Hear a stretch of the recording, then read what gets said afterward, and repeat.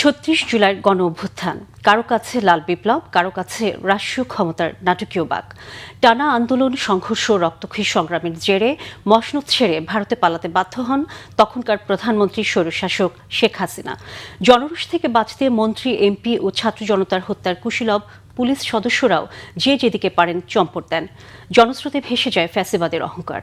কোটির হৃদয়ে দাগ কাটা সেই জুলাই অভ্যুত্থান জাতির অহংকার বলে উল্লেখ করেন রাষ্ট্রপতি হাফিজউদ্দিন আহমদ বীর বিক্রম। বিস্তারিত জিয়াউল হক সবুজের রিপোর্টে।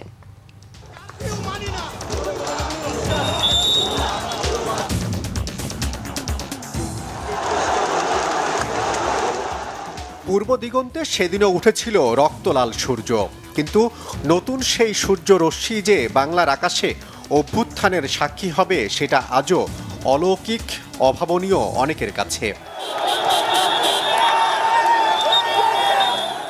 ২৪-এর ৫ই অগাস্ট আন্দোলন দমাতে রাজধানী জুড়ে কারফিউর কারণে ভোর থেকে রাজপথে শুনশান নীরবতা।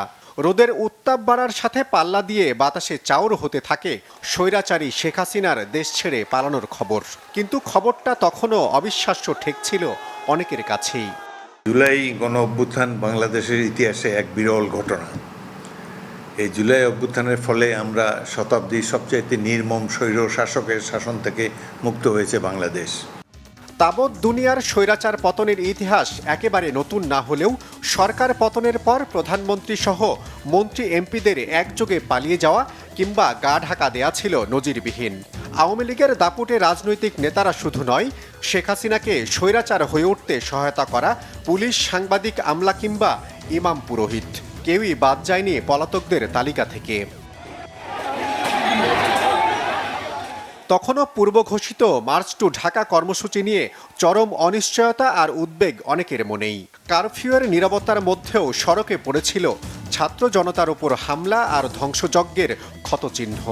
এরই মধ্যে বাংলা ভিশনে লাইভ সম্প্রচারের সুবাদে দেশে বিদেশে ছড়িয়ে পড়ে ঢাকা অভিমুখে ধেয়ে আসা জনস্রোতের খবর। সেই খবরে জনস্রোতে সামিল হয় চারপাশের মানুষ।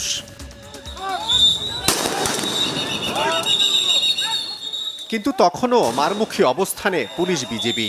যাত্রাবাড়ি, চানখারপুল, কেন্দ্রীয় শহীদ মিনার চত্বর, শাহবাগ, আমিনবাজার কিংবা মোহাম্মদপুর সহ বিভিন্ন জায়গায় চলে পুলিশের গুলিবর্ষণ।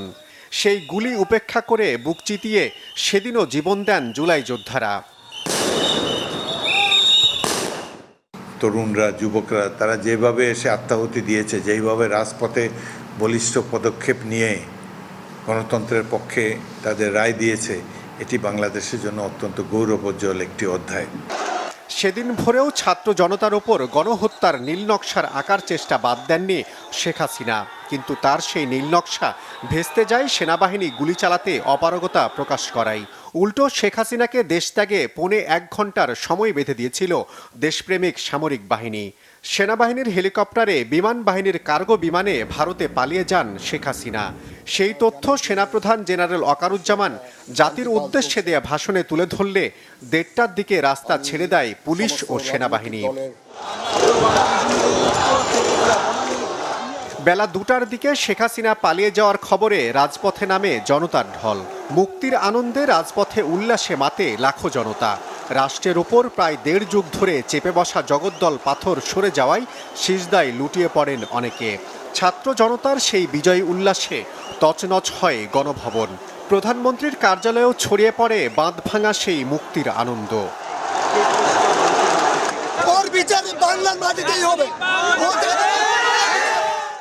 বিকেল ৪টার দিকে আনুষ্ঠানিকভাবে শেখ হাসিনার পদত্যাগ ও অন্তর্বর্তী সরকার গঠনের ঘোষণা দেন সেনাপ্রধান ওয়াকারুজ্জামান।